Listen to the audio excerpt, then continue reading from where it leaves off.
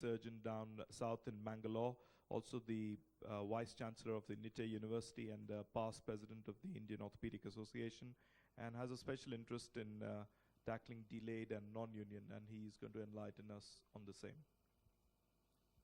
Mr. Chairman and colleagues, first of all, let me thank Vikas for giving me this unique opportunity to be here this morning and share a few of my thoughts on this very common problem. And I should really congratulate Vikas and his team for getting this theme of Education Day into SICOT, and it is growing from time to time. Great job done, Vikas, and please keep it up.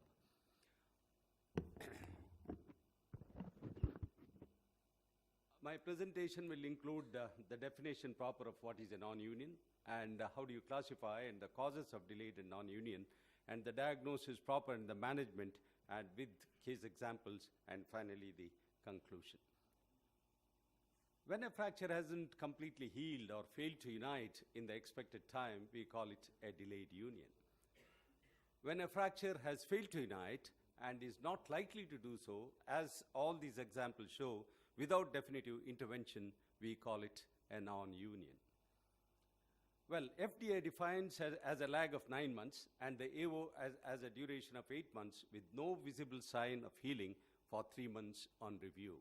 However, many times, time is not specific since it varies from fracture to fracture, from patient to patient.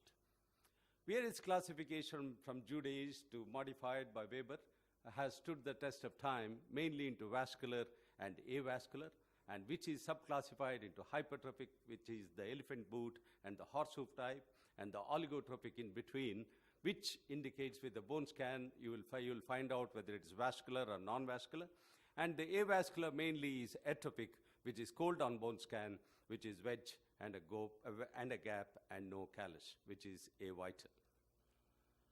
PALEY'S classification is based mainly because the bone loss, which is less than 1 centimeter and more than 1 centimeter, and depending on the deformity or no deformity, and shortening and bone defect.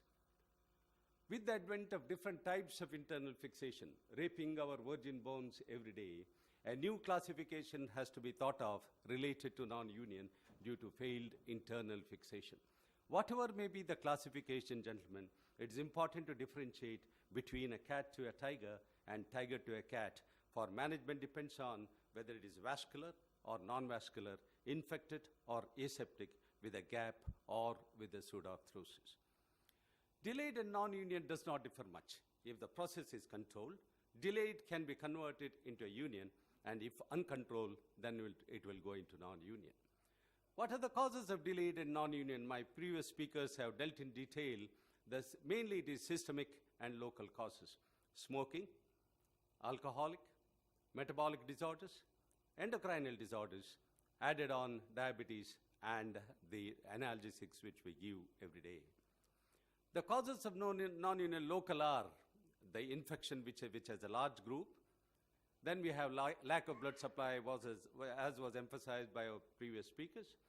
And the type of fractures, whether it's open and extensive soft tissue damage, high velocity injuries, and badly comminuted shattered fracture, as you see in the corner, almost into 50 pieces, which is unlikely to unite by any chance.